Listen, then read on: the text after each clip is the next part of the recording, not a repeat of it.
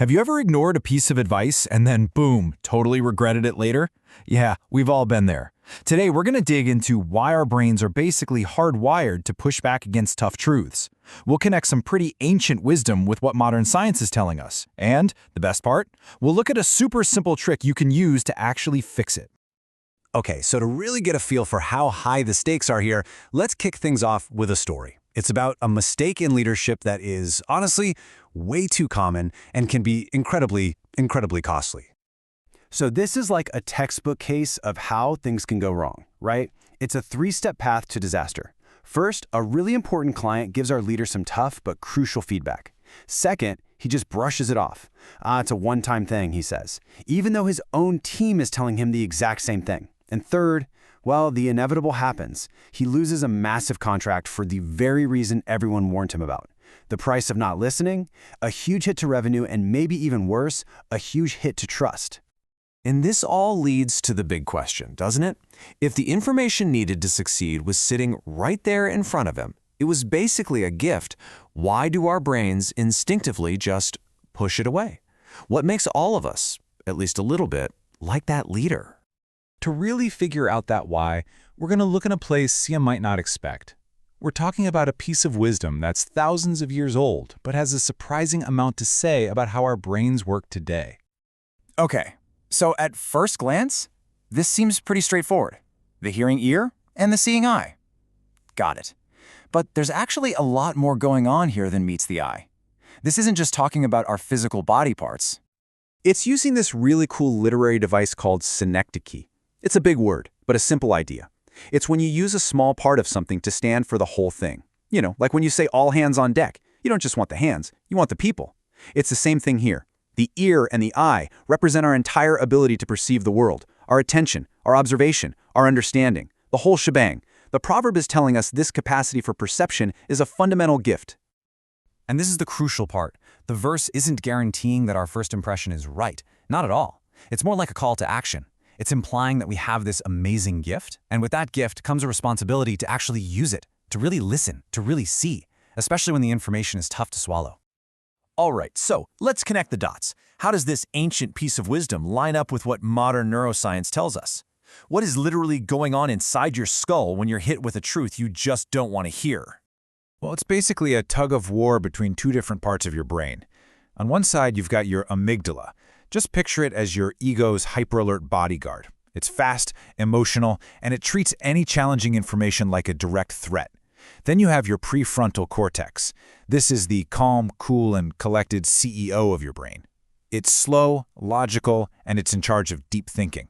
But here's the kicker. When that tough feedback comes in, guess who reacts first? Yep, the bodyguard. And this bodyguard has a favorite go-to weapon, confirmation bias. We all know this one.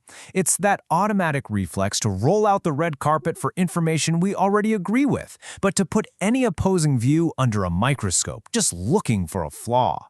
It's a mental shortcut that feels comfortable, but man, can it lead us down the wrong path. A classic study from 1979 showed this perfectly. Researchers gave people studies with conflicting evidence on a really hot-button issue. And what happened? Did they carefully weigh the facts? Nope. They basically hugged the study that confirmed their beliefs, calling it high quality, and then just tore apart the one that challenged them, calling it flawed. And the craziest part? Instead of moving toward the middle, they walked away even more convinced they were right all along. So, if our brains are wired for defense, what are we supposed to do about it? How do we override this knee-jerk programming? Well, thankfully, the solution is a surprisingly simple but really powerful brain hack. It's called an if-then plan, and it acts like a circuit breaker for that emotional bodyguard. The plan is super simple. If you feel that defensive wall going up, then you pause and you do just one thing. Repeat the other person's key point back to them just to confirm you understand. Something like, okay, so what I think I'm hearing is... Now this one simple action has three powerful benefits. First, it engages your CEO brain. The very act of forming their point in your own words forces you to switch off that emotional amygdala and fire up the logical prefrontal cortex. It puts the thinking part of your brain back in charge. Second, you get more and better information. It clears up any misunderstanding right away. And a lot of the time, it actually encourages the other person to add more details or clarify what they mean. You're not arguing anymore, you're gathering data. And finally, it creates a critical pause. That little bit of space between hearing something and reacting to it, that's everything. It stops that defensive, knee-jerk reaction in its tracks and gives your rational brain a moment to catch up and form a considered response. So let's bring this all full circle. This simple brain hack isn't just some modern life hack. It's the perfect, practical application of that ancient proverb we started with. It really boils down to two ways we can look at that gift of perception. The wrong way is to use it as a shield for our ego. To think, my perception is a gift, so my gut feeling must be right. End of story. But the wise way is to see it as a tool. To think, my ability to perceive is a gift, so my first job is to actually use it, to listen, to observe, and to gather information before I make a judgment. And that, right there, is the most important takeaway from all of this. True wisdom doesn't start with having all the answers. It starts with being willing to hear them, especially when they're the ones we don't want to hear.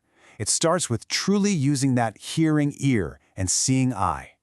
So I'll just leave you with this question. The next time you feel that defensive wall go up, what if you try that simple if-then plan? What critical truth might you be just one single conversation away from learning?